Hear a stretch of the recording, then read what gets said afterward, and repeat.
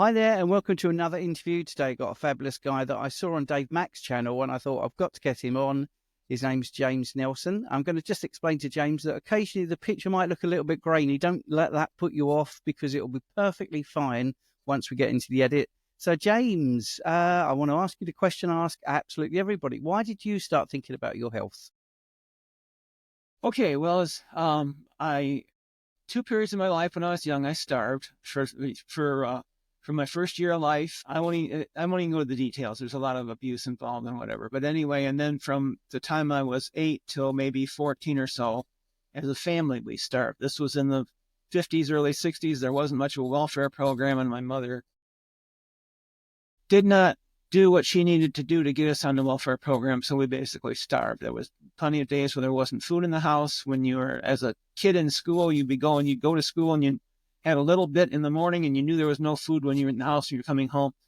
At any rate, the point of saying all this is once the things normalized, I became, as it often happens with people who starve, became an extreme binge eater. So from the early 70s through about all through the late 90s.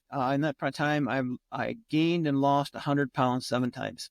The lowest I've ever weighed in my life is since high school. I graduated high school at 230 pounds and 5'10". At one point in 1974, I weighed 195. That's the least I've ever weighed since in my life. So I don't know what a normal weight is for me. 2002, I was in very serious physical shape. I was the heaviest I've ever been. I was at 382, having a lot of serious blood sugar problems and all. Was raised that only my mother was allowed to go to the doctor, so that I never had anything actually checked. But I ended up doing some research and doing Atkins, and did that for about 22 years. In the first part, I lost weight, as most people see in Atkins or keto. I lost weight down to a certain point. I didn't lose all my weight and just it stopped. The weight loss stopped, but my health greatly improved. And for the first 6 or 7 years of that, I did really well. Then slowly, you know, I'm an abstainer, not a moderator. So the keto program had you eating things that led me to eat other things. I never ate at all, but starchy vegetables and stuff got away from me. And so by the time in 2019, I had to have a knee replacement. And they found all these serious health problems: diabetes, kidney issues, extreme high blood pressure, 220 over 110, serious heart damage, all these other issues. So in 1970, I was forced to retire due to poor health. I loved my job. It was still something I would have done, but I couldn't do it anymore. And by the middle of 2022, I was dying. I was at 355 pounds. I couldn't walk across the room. I couldn't walk without a cane. I limped. They wanted to do an ultrasound on my kidneys because I was having the kidney issues, and I couldn't hold my breath more than a second or two. Couldn't at all. It had all the problems you could possibly imagine. So at that point, I decided to get stricter with keto because it was all I knew. And I managed to lose 30 pounds by March of 2023. But it wasn't enough. So I ended up doing more research and ended up about March 24th, 2023, I went on Carnivore. And in the first 4 months, I lost 40 pounds. In the second 3 months, I lost nothing. The only way I can lose weight is through fasting, extended fasting. Moderate, even on carbohydrate, even on a no carb diet. I can't moderate enough. In February of 2024, I was down to about 220, and I bounced between 200 and 220 all this year. I'm back up to around 220. And from November of 2023 through the end of February 2024, I lost 65 pounds by doing extended fasting, and it reset my set weight. People tend to have set points. Well, my set point's around 220 apparently, because it's very hard for me to get below that, and it bounces right back to it. And at that weight, I'm still carrying a lot of adipose tissue. So that's got to go. Okay, as far as the benefits of carnivore, let's see. Psoriasis is gone. IBS is gone. All my arthritic and joint pain is gone. I have a severely damaged back from a fall down a set of cement stairs when I was 13. And as I said, no medical care for the children. At any rate, I've been in constant pain. Had to learn to ignore pain and endure pain in the subsequent 60-some years. And then I had severe carpal tunnel in both hands. I had arthritis in both hands where they would blow up. And all the inflammation, pain is gone. My left knee's been replaced, but my right knee is totally destroyed, bone on bone. And while I can still feel the bones catch, all the pain is gone. Gums and teeth, I used to have real severe plaque buildup. I was having to go to the dentist 3 or 4 times a year to have plaque removed. It was so bad.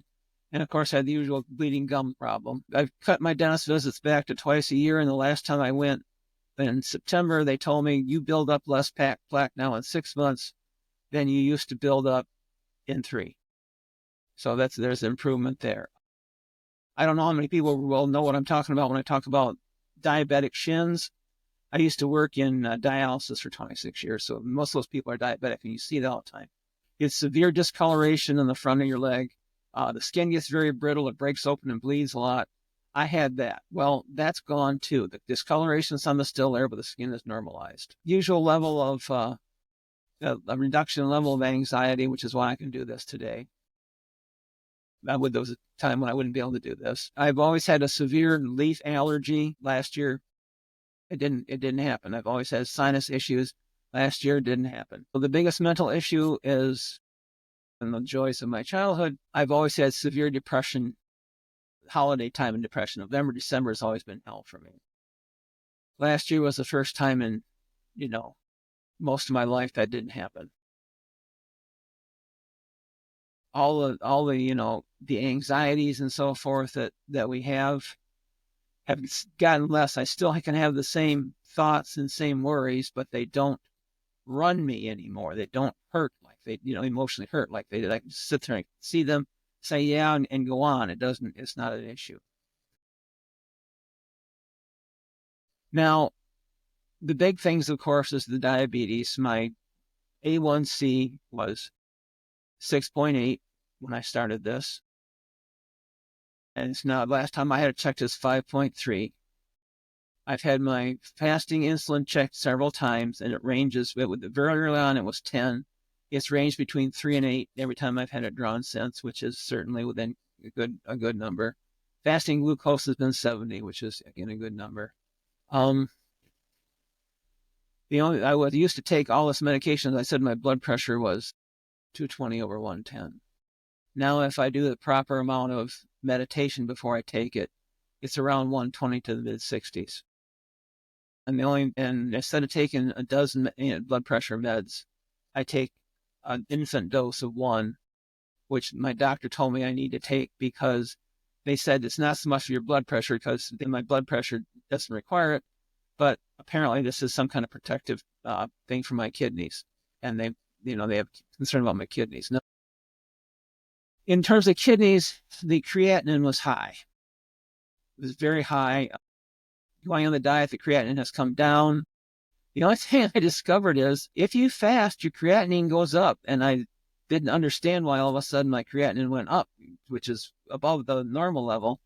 So I did some research on PubMed, and there's a small study they did where people who fast and then they draw their creatinine can have it go up by a full point. Mine was only going up by 4 or 5 tenths. Says, okay, well, there's an explanation. So I was, relatively happy about that. But my big story is my heart. When I first went to the doctor 5 years ago with all this, with all the surgery on my leg and all, they said, well, your left ventricle is solid. It's not flexible at all. It's not beating with the rest of your heart. Your flow rate is low, and you got serious problems. So also I had AFib and all this other stuff. So I asked the cardiologist at the time. I said, okay, is there anything we can do for this? He said, no, all you can do is manage it. There's no cure for it. So I went on Carnivore, as I said, in March of 2023. In January of 2024, I went and had the ultrasound of my chest, looking at my heart and all. And I went to, in February, I went to see the cardiology people, and I was talking to the NP, and I said, well, I feel like maybe my heart's doing better just with the way I feel. And she said, oh, yeah, it's normal now. The only thing, I have a little tiny square at that time of stiffness in the wall. Other than that, it pumps normally. My flow rate's up to between 50 and 55, which is on the lower end of normal. And, I just was stunned at the time. I'm still stunned today when I think about it. My heart healed. My heart issues are gone. And to understand why that's such a big deal, my father's side of my family is mostly Native American. And all the men on that family tend to die young of heart issues and strokes. My father died at 46. One uncle died at 42. His father died at 62. I'm the longest lived of anybody I know in the last 3 generations of males on that side of the family. My brother's a couple years younger than me, but he's already had a triple bypass. And my heart's normal. I can't tell you what that means to me. Now, I also had a CIMT done at this time. My carotid arteries is 74. My carotid arteries are clear. No occlusion. And when I had the first echocardiogram, I don't call it echocardiogram because I'm not sure that's what it was. It's where they do the ultrasound test on the hearts. Anyway, they told me that I had plaque built up in my abdominal aorta. This last one, it wasn't mentioned, so I'm assuming it's not there now. When I had when I had the calcium test in my heart, it was 0. So my cardiovascular health is about as good as you can possibly get. Now, I have to keep reminding myself of these things, and that's one of the things I'm doing today, because I haven't lost weight in 9 months. I still have some lingering issues that other people have reported healing that I'm not healing. It's easy to get discouraged. As people, we tend to take for granted where we are and look where we aren't, whether we're talking about partners in life, whether we're talking about our professions, whatever it is. We always tend to look at what we don't have rather than what we have. So it's easy for me to get a bit down on myself because I'm not progressing in the weight loss. And then I look and go, yeah, but you're down 5 pounds from where you were 2 years ago. You can get up and walk around. I went to visit my old workplace in May, where I hadn't been for almost 4 years. And one of my old friends, the first thing she said was, hey, you're walking down the middle of the aisle. You're not leaning up against the wall. You're not walking with a cane. You're not limping. Those kind of things are good to have the reminder. So all in all, I'm thankful for Carnivore. Yes, even fabulous. though there are things that I wish were better. The tinnitus in the ears, I've got it. It's never, a lot of people reported going away. Mine's never gone away. I will tell a quick story that's nothing to do with Carnivore, though I enjoy, that you might enjoy. In February, I went to the eye doctor for the first time in 5 years. And he told me a cataract in my right eye was so severe that I had to have surgery. Well, I did some research because it took 4 months for me to go see the surgeon to get the final okay for the surgery, and found a post by Dr. Berg talking about this PET medication with a chemical in it called N-acetylcarnosine, which can clear up slowly, but over a long time can clear up cataracts. So I did a 30-day, I bought it for $20 on Amazon. I mean, almost no cost. Did a 30-day course of it. I went to see the surgeon, and he says, well, your cataract just isn't that bad. So I went back to he sent me back to the eye doctor. He said, just get your prescription. You can go 20/20 in that eye. There's no problem. So the eye doctor is taking is doing those, flipping the little lenses. And he reaches over and he just hits his fist on the counter and he says, I do not understand this. You can read 4 lines deeper into the chart than you could 4 months ago. So if you know someone with cataracts, or you have cataracts, this is something to look at. It's not surgery. It's not $2,500 or whatever. I realize in other countries, the socialized medicine may not cost you anything, but of course you have to wait 2 years. But it works. I'll tell you, I know it works because it worked for me. I have passed this information on to another person that I know, because both their parents are severe cataracts, but they're both too frail to get surgery. I told them to try this. It worked for me. And if you Yeah, I watch loved the it. Dr. I loved Berg it. video, he does a I good will. explanation of the processes of how. Yeah, he's a good guy. I mean, he was the person that got me into low carb 10 years ago. I actually don't think you know this. I had a cataract in my late 40s, and I did have lens replacement because I was told there's no way of improving this. I wish I'd known about Carnivore then, but I didn't. So I had lenses put in. My Well, natural for, lenses for taken out most and an people, artificial one. that works. The issue is, if it doesn't work, what do you do? If there's a problem, a Absolutely. mistake, what do you do? It's a pretty permanent thing. Part of the fighting I have with the cardiology department, because I had AFib pretty seriously, but I also had, because the time they gave me diuretics for my blood pressure medication, I also was very low. Matter of fact, when they put me in the hospital, this medication, they put you in the hospital, you can try your blood every 4 hours because it can kill you. And the AFib, real encouraging stuff. Anyway, they did the blood test, and they put me on an immediate potassium IV, and potassium is so low, which that can also cause AFib. So whether I really had AFib, I don't know. They put me on a heart monitor this August because I was asking them about the AFib and all. And they sent out several pages of extremely opaque medical terminology, and then a chart of what the numbers were. I have no idea what it means. I'm going to have, when I go back, I have to go back every 6 months, and I'd say, what the hell are you guys talking about? Because this doesn't make any sense to me. See if I can get any answers. The latest nurse practitioner I have is a little over enthusiastic and a little too sold on the godlike ability of the cardiologist for me to be totally comfortable with her, but we'll go on from Yeah. there. Dr. Berg, one thing I always try to tell people is, don't take any of these experts, whether it's Chafee or Berry or Berg or whoever it is, don't take them 100% as gods. They all have their faults. All the people who come from the natural path, the chiropractic side, like Dr. Berg, they always want to sell you enormous amounts of supplements. Do you need them? Who knows? There's no scientific proof you need them. And so you take what he says and you ignore what his sales pitch. I like Anthony Chafee a lot, but in his life, fasting has been very unimportant. Well, I have to fast.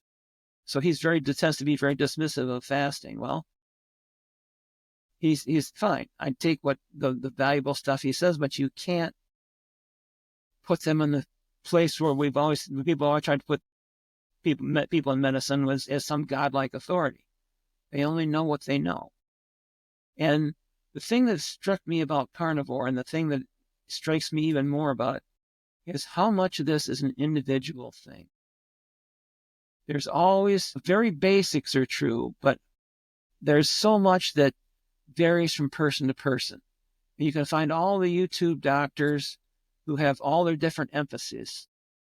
One of my, this Dr. Boz tends to get really wrapped up in measuring ketones in the body. I don't know that that's important. She believes it is. Not that she's not a good doctor, doesn't give good advice. It's just you can't get too wrapped up in what they individually get into. It's just like when they're advertising things on there, and it's an advertisement, treat it like you would any advertisement. Basically, ignore it. Yeah, and I think that's one of the things that surprises me. But then the more I do this, the more I realize that a lot of it is about what happens after that video is aired, what could be sold from it, and all that sort of things. And I understand it. We've all got bills to pay. I really want to ask you about the extended fasting, because what does that mean? So what are your days? In the 4 months that I did the extended fasting, I did 10-day, 14-day, a 16-day, and a 21-day. Wow. And I stopped all of them, not because my body felt I needed to. but because I just decided I probably should. Don't want to override. But honestly, the first day or two, you'll have some physical hunger. And after that, I don't have any physical hunger. I was very active at the time. I was involved in a project, which we don't have to go into, but I was working from like 5 in the morning till 10 at night here in the house, doing things and not having any problems. Now, the biggest issue for fasting for me, and the hardest thing is, and hardest reason I've had trouble getting back into it, is not physical hunger, it's emotional. First off, as I said, I'm a binge eater. I have a very unhealthy relationship with food. I do not have a satiety signal. I don't have my body doesn't tell me you've had enough and shut it off. I have to shut it off because I can eat incredible amounts of food and keep going because I'm driven to. Because we're, that fear of starving from a child will never, those kind of things don't leave you. So you have to learn to manage them, but they don't leave you. So the fasting enables me to get a control of that. It's like talking about being an abstainer rather than a moderator. Well, fasting is my abstainer. I just stop eating. And I can drop around a pound a day when I do that.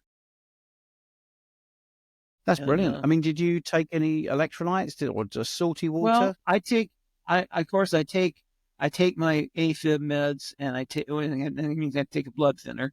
And then I take some minerals, zinc and selenium and boron, just because the soils are so depleted.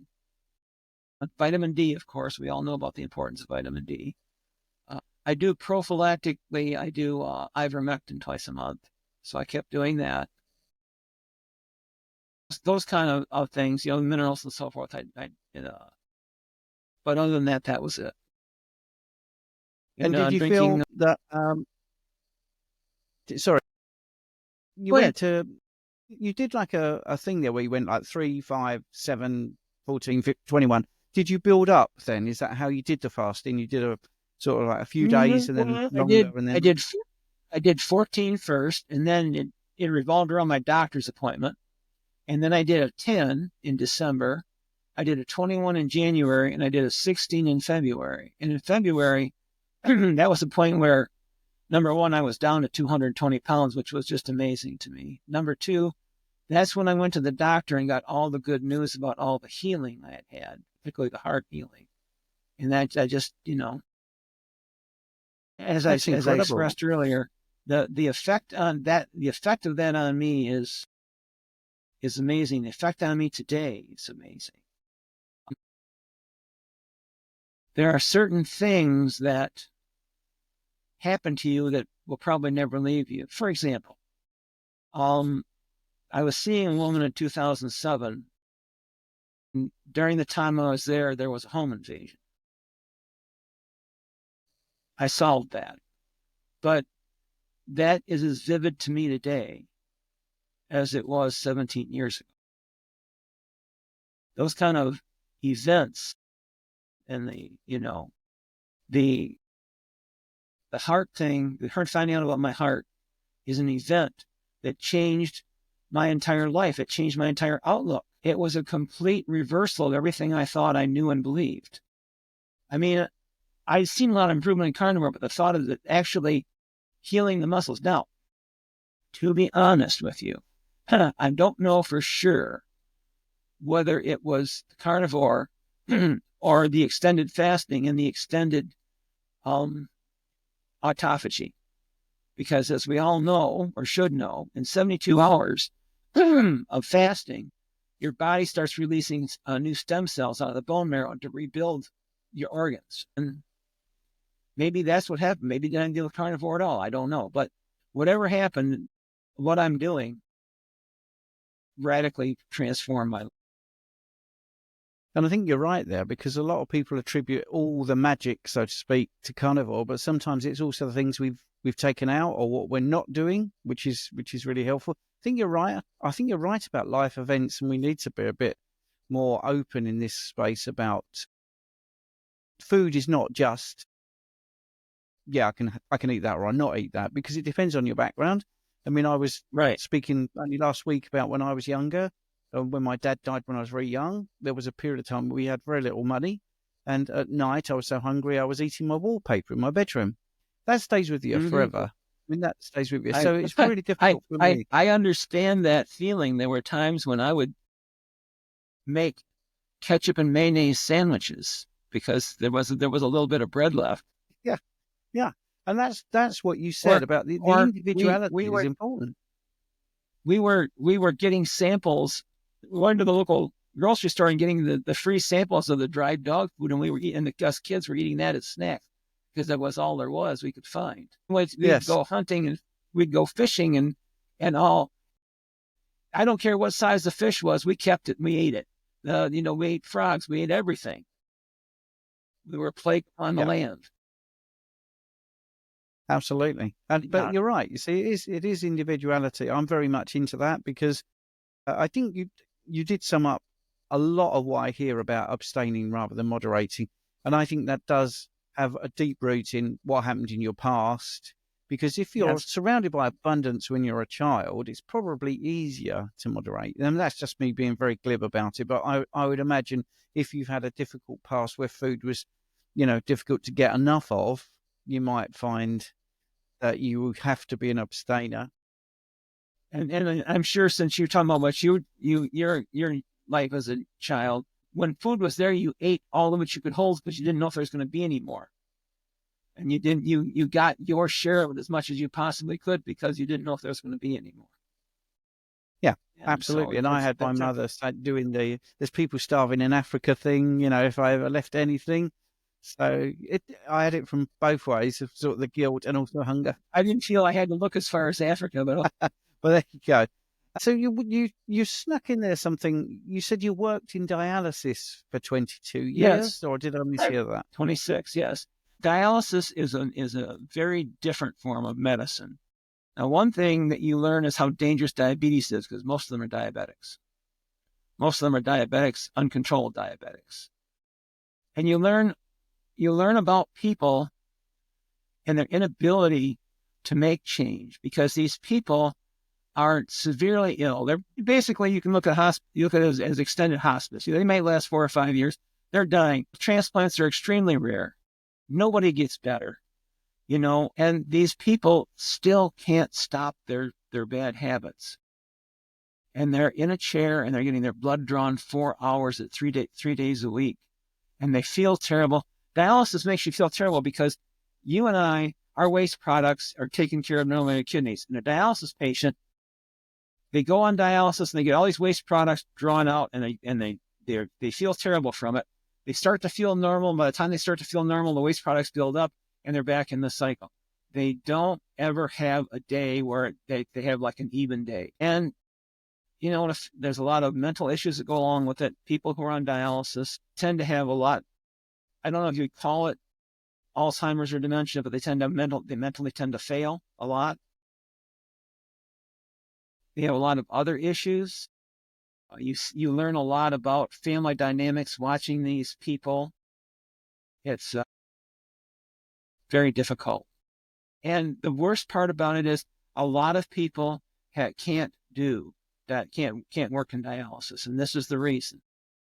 Even if you work in an ER, you see some terrible things. But the people come in, you work on them, and they're gone. When you're in dialysis, it's like you're watching your family die because you know these people. You see them 12 hours a week. They're on this chair. You talk to them, their family, their circumstances, their whole life. And then you watch them die. And you do it over and over and over again. Within 4 or 5 years, you work in the center, and the center I worked in maybe had 120 patients at any given time. In 4 years, 95% of those patients are dead.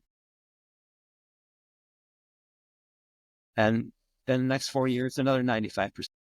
I went back in May, and the patients that I knew from September of 2020, not one of them was left in that unit. So when you started, was you aware that diabetes was one of the root causes of why these people were on dialysis? No, I knew diabetes was bad. I didn't know that. I learned a lot. Yeah, And the other thing I learned is just how few really good doctors there are, because I worked in a number of units, worked with a lot of doctors, and about 1/3 of them were worth the powder to blow them to hell. 2/3 of Mm. them were either incompetent, uncaring, just interested in, they would maximize the amount of patients they had beyond what they could take care of in order to increase their wages. It makes you very cynical. We had a doctor who was so lazy. He had patients who would come to the acute unit. The acute unit is when they're so bad they're in the hospital, like, you know, and they're dialyzing in the hospital, and their circumstances change every day. And they would call him and say, "Doctor, what are your orders for the patients today for what dialysis?" "Oh, just do what you did last time." Wouldn't come see him, wouldn't look at the charts, wouldn't see what they had changed, just do whatever. One of the things that I do is, I mean, I'm not wealthy. I mostly live on Social Security as retiree and whatever.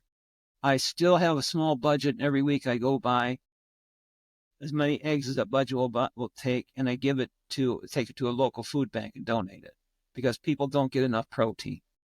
And the people always say, "Oh, thank you." And I said, this is payback for me as a child.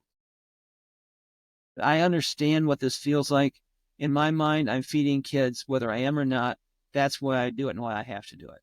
It's not, it's not because I'm any great person or anything like that. It's because of the burden of my childhood that I carry.